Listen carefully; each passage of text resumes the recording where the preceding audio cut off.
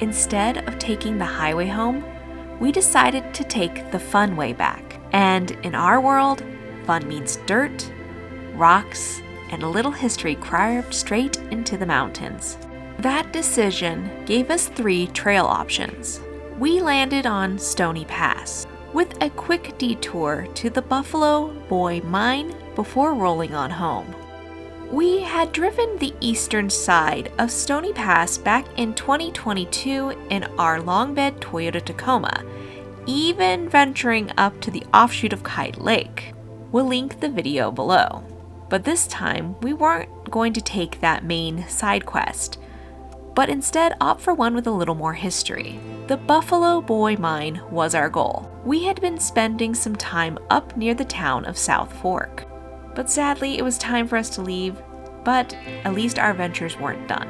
The morning started out crisp, the kind of air where you know that fall is just around the corner, but still adventure was possible. We drove by the Rio Grande Reservoir, and to our surprise, the surface of the reservoir was perfectly still, reflecting the mountains around it like a mirror. We took a moment and paused on our journey, not because we had to, but because moments like this deserved to be remembered. And also, it was for that quick moment where you knew that the trail ahead of you was going to be a little bit rocky and a whole lot of bouncy. So we are doing a trail that we've done partly before, but we are coming back from a quick little trip to South Fork, Colorado, and we decided to, instead of taking the highway back home, we wanted to kind of go on a little bit more of an adventure today. And so we are airing down really quick because we are going to tackle the entirety of Stoney Pass. Now, if you've been with our channel for a while, we did do part of it to Kite Lake in the long bed Toyota Tacoma. So this should be really nothing for the ZR2 to handle this today, but we have never done the actual part to get to the pass and go back down to the Silverton. So we are going to do that today, and we are going to take you along for the ride. So we'll finish airing down and we will get to the trail.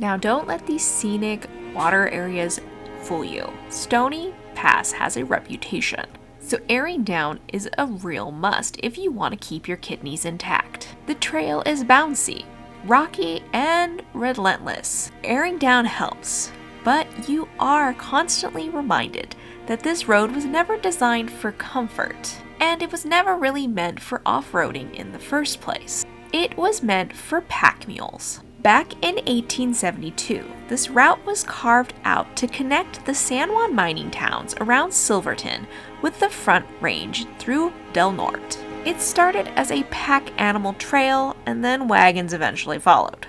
By the late 1800s, Stony Pass became a major supply route for the Bear Creek mining district.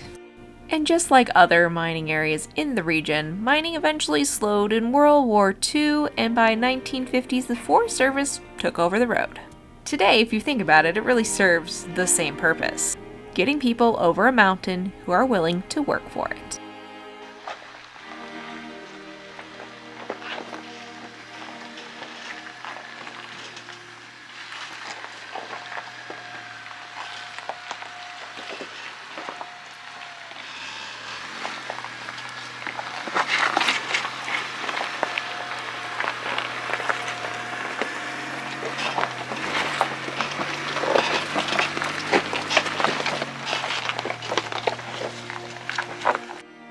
made it over the bumpy section we remembered, and we climbed steadily down. And down this narrow ledge led you to the cutoff to Kite Lake, and the main road heads straight. We didn't have time for Kite Lake since we've previously done it. We weren't too disappointed. We knew that there was a journey ahead of us, and we were excited. Have made it down the first section of Stony, and we're actually going to go over the pass here in a little bit, which is right up this way. Now, this is where you have a decision to make, and if you want to go to Kite Lake. Doing it today since we are on a mission to get home at a decent hour. So we're going to continue our part of this journey up here.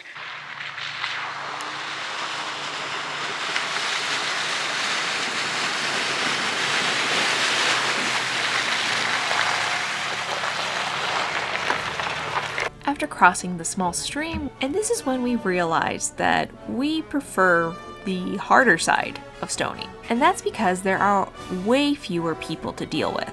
There were several times we had to pull over since people don't believe in sharing the trail, and we had to hug the edge quite a bit. As a general note, just because I want to rant here for a second, if you see someone coming down the trail, you should wait until they get to the bottom instead of starting to come up with your convoy. Just because uphill has the right of way most of the time doesn't mean you should take unnecessary risks and push people to their limits. There's only so far we can hug a mountainside, and no one wants to damage the rig. Okay, rant over. Now this side of the pass is completely different. It is pretty smooth overall, which makes it a lot more popular, obviously. But this one kind of made us smile. Around the bend, we spotted a completely stock Subaru Outback. There's a Subaru. Look, there it is. I knew there was bound to be one. No, I just said it. There's one. That's funny. Good job. To be honest, that encounter totally made my trip. Good job, Subaru.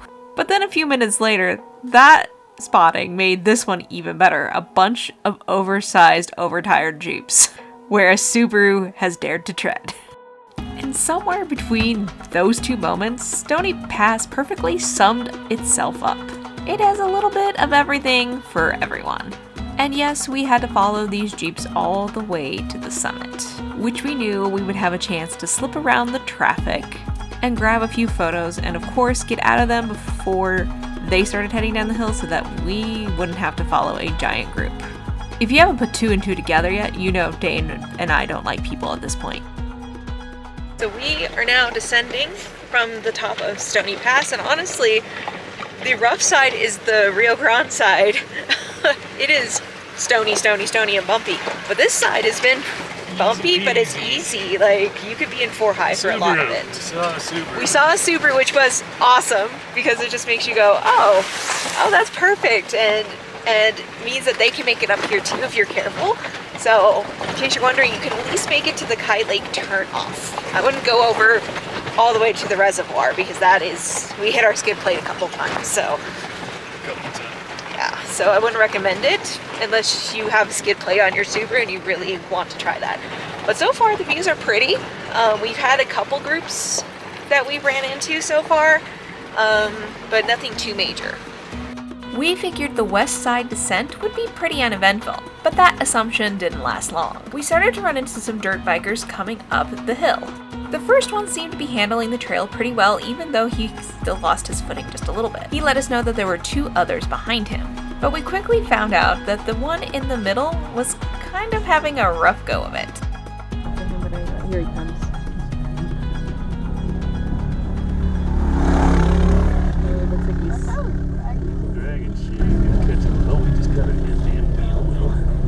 Caught it in his wheel. That guy's struggling. He's pushing. He's having trouble. Yeah, I would go. He's still pushing. He's looking underneath his bike. But the bike's still going. That's probably what they were. His ass kicked. You can hear him struggling. That's what This guy's got it. He's got it. Oh, this guy's having a problem. Yeah, a tire. Looks like something round he just threw on the ground. It looks like a tire part. I don't know. Oh, Yeah, that's why you don't want to adventure. There's an orange thing up there. Right. You can if you got a good one, like a KLX 300, it'd be fun. Picking up that neat stuff, I guess.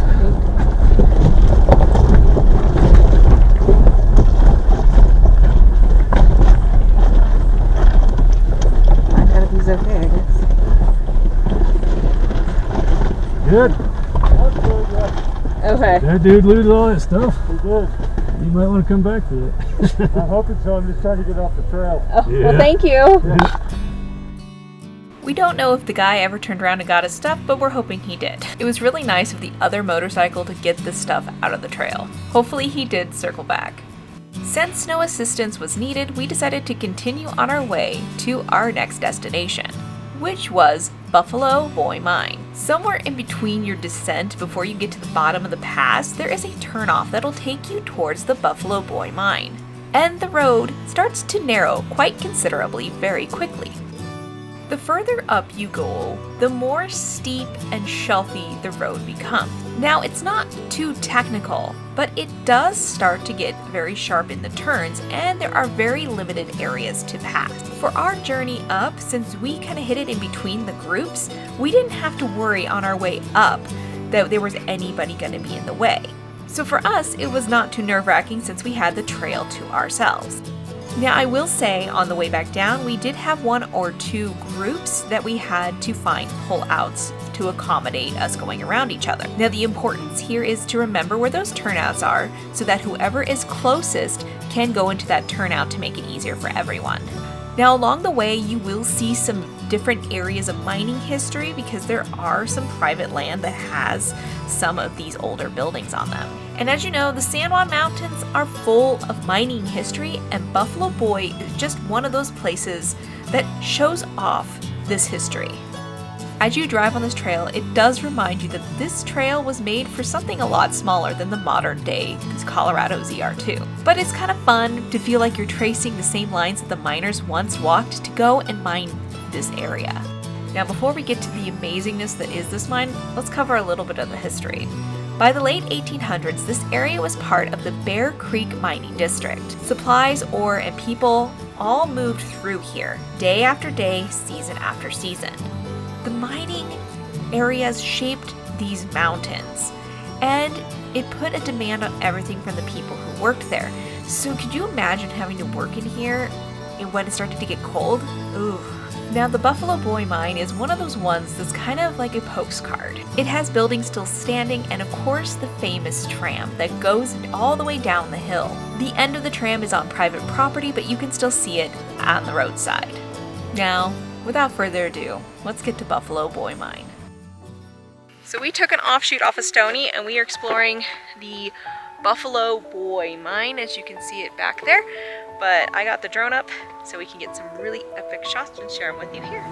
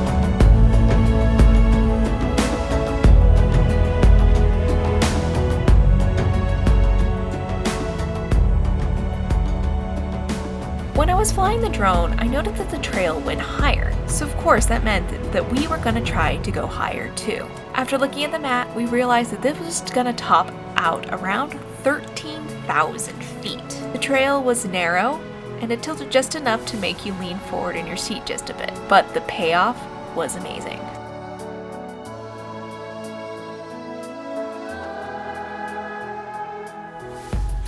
top of the Buffalo Boy mining area, and we are going to get the drone up to give you guys an X 360 here in a second. But Lord, this is views. If you are coming here and you're not sketched out a little bit by being off camber, this is totally worth it. And we found these interesting graves up here we're going to share with you here. Little memorial. Yeah, we're lower on sharing this meal. Just so I know you might step on the... 1948 to 2013.